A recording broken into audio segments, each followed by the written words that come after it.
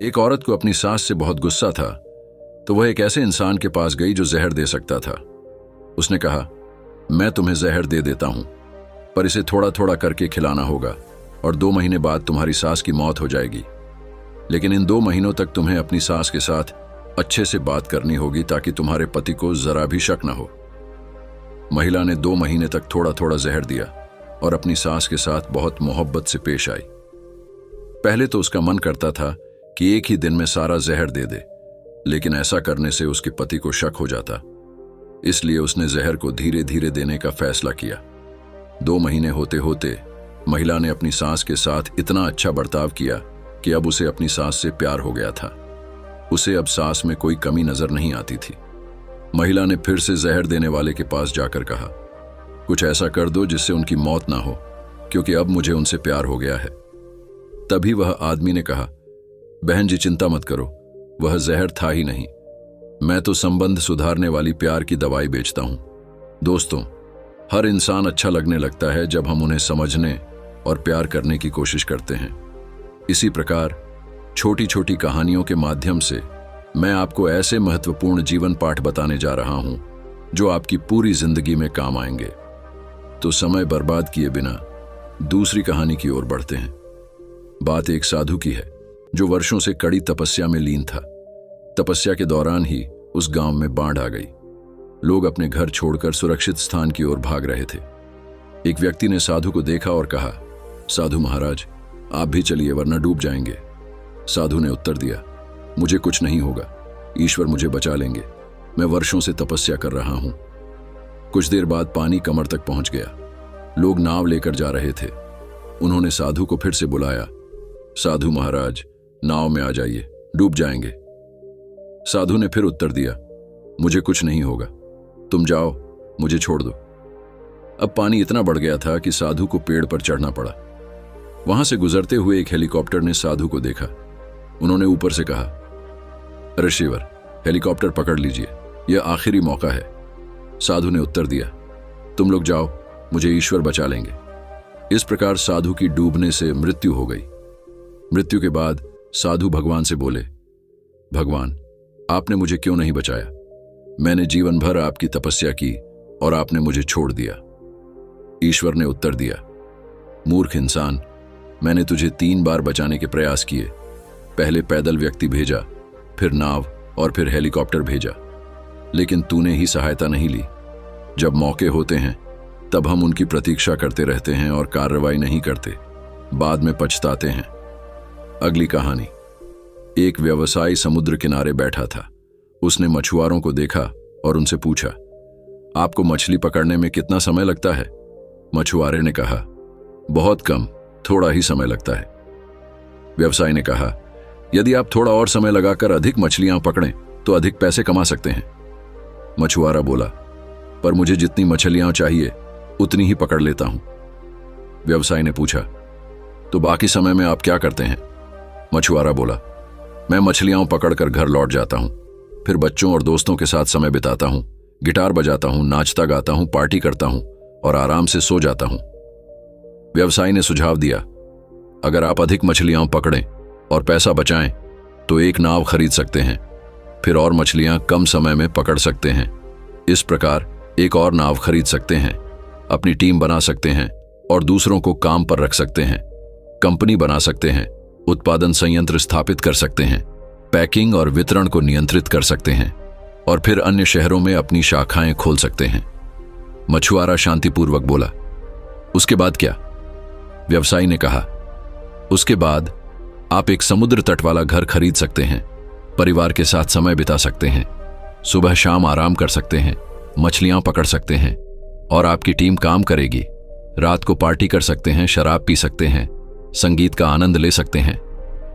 मछुआरे ने मुस्कुराते हुए कहा, यह तो मैं अभी भी करता हूं। व्यवसायी चुप हो गया। उसे समझ आया कि मछुआरे के जीवन में वह सब कुछ पहले से मौजूद है जिसे वह पाना चाहता था। परिणाम स्वरूप उसने अपना व्यवसाय छोड़ दिया और मछुआरे के साथ रहना शुरू कर दिया।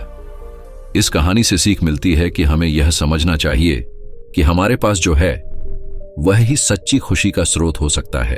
अगली कहानी। एक व्यक्ति डॉक्टर बनना चाहता था, लेकिन तैयारी में मजा नहीं आता था। उसने हर जगह रिश्वत देकर पास कर लिया और सेटिंग के माध्यम से सर्टिफिकेट वाला डॉक्टर बन गया। उसने एक अस्पताल खोल लिया। एक दिन उसके पास एक गंभीर एक्सीडेंट का केस आया। ऑपरेशन ठीक से नहीं हो पाया क्योंकि उसने कभी सही से तैयारी नहीं की थी। उसकी एक बड़ी गलती के कारण मरीज की मौत हो गई। वह गहरे दुख में चला गया और उसके डॉक्टर बनने के सारे सपने वहीं खत्म हो गए। उसके पिता बाहर खड़े थे। उसने पिता से कहा, मैं मरीज को बचा नहीं सका। पता चला कि उसके पिता ही उन लोगों में से एक थे जिन्होंने रिश्वत ली थी। पिता को यह एहसास हुआ कि शॉर्टकट का परिणाम कितना भयानक हो सकता है। इस कहानी से हमें सीखने को मिलता है कि शॉर्टकट का सहारा न लें। एक दिन यह हमें सफलता संभालने में असमर्थ बना सकता है। मेहनत और तैयारी से ही सच्ची सफलता मिलती है। अगली कहानी। एक बार एक लड़का अमीर बनना चाहता था और उसने गुरुजी से कहा, कोई काम बताइए जिससे मैं जल्दी अमीर बन सकूं। गुरुजी उसे एक जगह ले गए जहां बहुत सारी कंकड़ पड़ी थीं। उन्होंने कहा, इनमें से एक कंकड़ ऐसी है जो किसी भी चीज को सोने में बदल सकती है। उस कंकड़ की पहचान यह है कि वह थोड़ी सी गर्म होती है, बाकी सभी ठंडी होती हैं। जाओ, उसे ढूंढो। लड़का काम पर लग गया। वह रोज एक कंकड़ उठाता, 2 सेकंड में जांचता कि वह गर्म है या नहीं, और फिर उसे समुद्र में फेंक देता ताकि वह दोबारा न मिले। उसने यह प्रक्रिया महीनों तक दोहराई। उसकी गति बढ़ती गई, लेकिन ध्यान कम होता गया। 5वें महीने में अंततः वह जादुई कंकड़ उसे मिल गई, लेकिन उसकी आदत बन चुकी थी तेजी से कंकड़ उठाने और फेंकने की। उसने उस गर्म कंकड़ को भी समुद्र में फेंक दिया। उसे फेंकते ही जोर से पछताते हुए चिल्लाया, मैंने क्या कर दिया। इस कहानी से हमें यह सीखने को मिलता है कि हर दिन को ध्यान से जीना चाहिए। हर दिन महत्वपूर्ण है। किसी एक दिन या एक क्षण में आपकी जिंदगी बदल सकती है। इसलिए हर दिन को खास माने और ध्यानपूर्वक जिएं। अगली कहानी।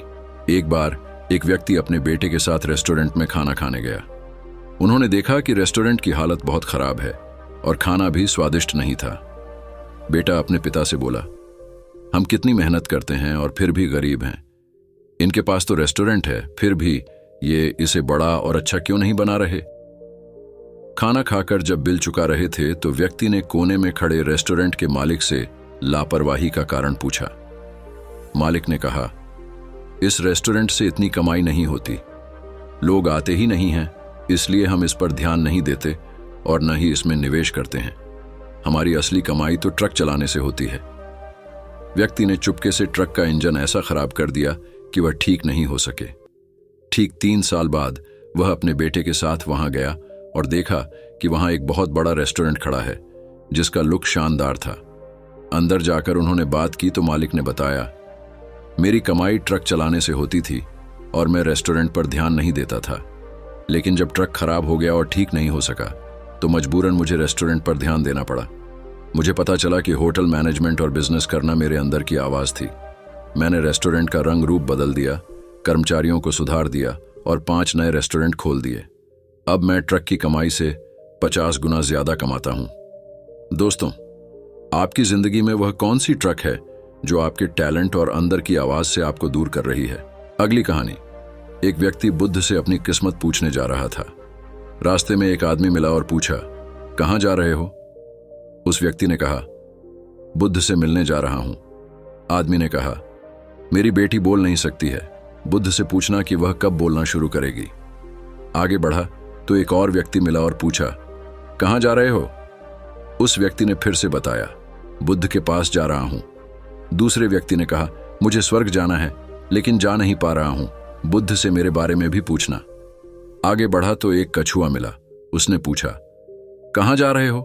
उस व्यक्ति ने कहा, बुद्ध के पास जा रहा हूं। कछुए ने कहा, मैं बहुत समय से धारा बना रहा हूं लेकिन बना नहीं पा रहा हूं, बुद्ध से मेरे बारे में भी पूछना। अंततः वह बुद्ध से मिला। बुद्ध ने कहा, तुम केवल 3 सवाल पूछ सकते हो। उसने सोचा कि उसकी समस्या तो छोटी है, इन तीनों के सवाल पूछ लेता हूं। बुद्ध ने जवाब दिया, कछुआ ड्रैगन बनेगा जब वह अपना कवच छोड़ देगा। जादूगर स्वर्ग जाएगा जब वह अपनी जादू की छड़ी छोड़ देगा। लड़की बोलना शुरू करेगी जब उसका जीवन साथी उसके पास आएगा। वापस आते वक्त उस व्यक्ति ने कछुए से कहा, अपना कवच छोड़ दो। कछुए ने जैसे ही कवच छोड़ा वह ड्रैगन बन गया और बहुत सारे मोती गिर पड़े। वह व्यक्ति मोती लेकर आगे बढ़ा, जादूगर से मिला और कहा, अपनी छड़ी छोड़ दो, तुम स्वर्ग चले जाओगे। जादूगर ने छड़ी छोड़ दी और वह स्वर्ग चला गया। वह व्यक्ति छड़ी लेकर आगे बढ़ा। आखिर में वह लड़की से मिला। उसने कहा, तुम्हारा जीवन साथी वही व्यक्ति है जो पहले आया था। लड़की बोल पड़ी। इस तरह उस व्यक्ति ने अपने लिए एक भी सवाल नहीं पूछा, लेकिन उसने बहुत कुछ पाया। त्याग और सेवा का फल हमेशा बड़ा होता है। अगली कहानी, एक बिजनेसमैन को बहुत नुकसान हुआ तो उसने ब्याज पर पैसे उधार लिए। जो आदमी पैसे दे रहा था वह बिजनेसमैन को पैसे लौटाने के लिए जोर दे रहा था। वह बूढ़ा आदमी बिजनेसमैन की बेटी से शादी करना चाहता था। उसने कहा, मैं सारा कर्ज माफ कर दूंगा अगर तुम अपनी बेटी की शादी मुझसे करवा दो। बिजनेसमैन ने मना कर दिया तो बूढ़े आदमी ने एक और प्रस्ताव रखा। उसने कहा, चलो एक खेल खेलते हैं। मैं एक छोटी सी पोटली में 2 पत्थर डालूंगा, एक सफेद और एक काला। तुम्हारी बेटी को पोटली में से एक पत्थर निकालना होगा। अगर सफेद पत्थर निकला तो मैं सारा कर्ज माफ कर दूंगा और शादी भी नहीं करनी पड़ेगी, लेकिन अगर काला पत्थर निकला तो कर्ज माफ हो जाएगा पर शादी करनी पड़ेगी। बाप और बेटी दोनों इस खेल के लिए राजी हो गए। पूरे गांव के लोग इकट्ठा हो गए और देख रहे थे। बूढ़े आदमी ने जमीन से 2 काले पत्थर उठाकर पोटली में डाल दिए। लड़की ने यह देख लिया कि दोनों पत्थर काले थे। अब अगर वह खेल खेलने से मना कर देती तो शादी तो टल जाती, लेकिन कर्ज माफ नहीं होता। अगर वह बूढ़े आदमी की धोखाधड़ी को सबके सामने उजागर कर देती तो वह कभी न कभी बदला लेता। इसलिए उसने चालाकी से खेल खेला। लड़की ने पोटली में से एक पत्थर निकाला और उसे गलती से गिरा देने का नाटक किया। पत्थर नीचे गिरकर बहुत सारे काले और सफेद पत्थरों में मिल गया। लड़की ने कहा, मुझसे गलती से पत्थर गिर गया, लेकिन चलो दूसरा पत्थर निकाल कर देख लेते हैं। अगर दूसरा पत्थर सफेद निकला तो मैंने काला पत्थर निकाला था, और अगर दूसरा पत्थर काला निकला तो मैंने सफेद पत्थर निकाला था। बूढ़ा व्यक्ति फंस गया। उसने पोटली से दूसरा पत्थर निकाला जो काला था। इसका मतलब था कि गिरा हुआ पत्थर सफेद था। पूरे गांव ने देखा कि कर्ज माफ हो चुका था और शादी नहीं करनी पड़ी। इसे कहते हैं मुश्किल परिस्थितियों में चालाकी से दिमाग चलाना। अगली कहानी, एक बार कुछ बंदरों को एक पिंजरे में डालकर ऊपर केले लटका दिए गए। जैसे ही कोई बंदर केले खाने के लिए पास जाता, ऊपर से ठंडा पानी गिरा दिया जाता। ठंडे पानी की वजह से सारे बंदर डर जाते। समय बीतने के साथ उन्होंने नियम बना लिया कि कोई भी बंदर अगर केले के पास गया तो उसकी धुलाई होगी। कुछ दिन बाद एक पुराने बंदर को निकालकर एक नए बंदर को पिंजरे में डाल दिया गया। नया बंदर केलों को देखकर पास जाने लगा। जैसे ही वह केले के पास पहुंचा, बाकी बंदरों ने उसकी धुलाई कर दी। नया बंदर समझ नहीं पाया कि ऐसा क्यों हो रहा है। फिर एक और पुराने बंदर को निकालकर एक नया बंदर पिंजरे में डाल दिया गया। जैसे ही नया बंदर केले के पास गया, उसकी भी धुनाई हो गई। इस बार पिछले वाले नए बंदर ने भी धुलाई में हिस्सा लिया। इस प्रक्रिया को दोहराते हुए सभी पुराने बंदरों को जो ठंडे पानी की वजह जानते थे निकाल दिया गया और नए बंदर डाल दिए गए। अब कोई बंदर नहीं जानता था कि धुलाई क्यों हो रही है, लेकिन नियम बना हुआ था। हम सभी अपने सपनों को इसी तरह दबा देते हैं। किसी को पता नहीं होता कि क्यों, बस सिखाए गए नियमों का पालन करते हैं। हो सकता है पहले किसी पर ठंडा पानी गिरा हो और उसने नियम बना लिया हो, लेकिन आज आपके ऊपर वह ठंडा पानी नहीं गिरने वाला है। आप फेल नहीं होंगे। फिर भी आप पुराने नियमों का पालन कर रहे हैं जो तब बनाए गए थे जब कोई फेल हुआ था। अगली कहानी, अगर एक मेंढक को ठंडे पानी में डालकर धीरे धीरे गर्म किया जाए तो वह अपने तापमान के अनुसार खुद को एडजस्ट करता रहेगा, लेकिन जब पानी बहुत ज्यादा गर्म हो जाता है तो वह खुद को एडजस्ट नहीं कर पाता और बाहर नहीं कूद पाता, क्योंकि उसकी कूदने की ऊर्जा खत्म हो चुकी होती है। वह घायल हो चुका होता है और अंत में मर जाता है। मेंढक की मौत गर्म पानी की वजह से नहीं होती, बल्कि सही समय पर कूदने का निर्णय न लेने की वजह से होती है। अच्छे वक्त का इंतजार मत करो, बस कूद जाओ। सब सही होने का सोचकर देरी मत करो, क्योंकि कभी भूल जाओगे। सही वक्त कूदने के बाद आता है। अगर आपको यह वीडियो थोड़ी भी अच्छी लगी हो तो कृपया कमेंट करके जरूर बताएं और चैनल को सब्सक्राइब करना ना भूलें। धन्यवाद।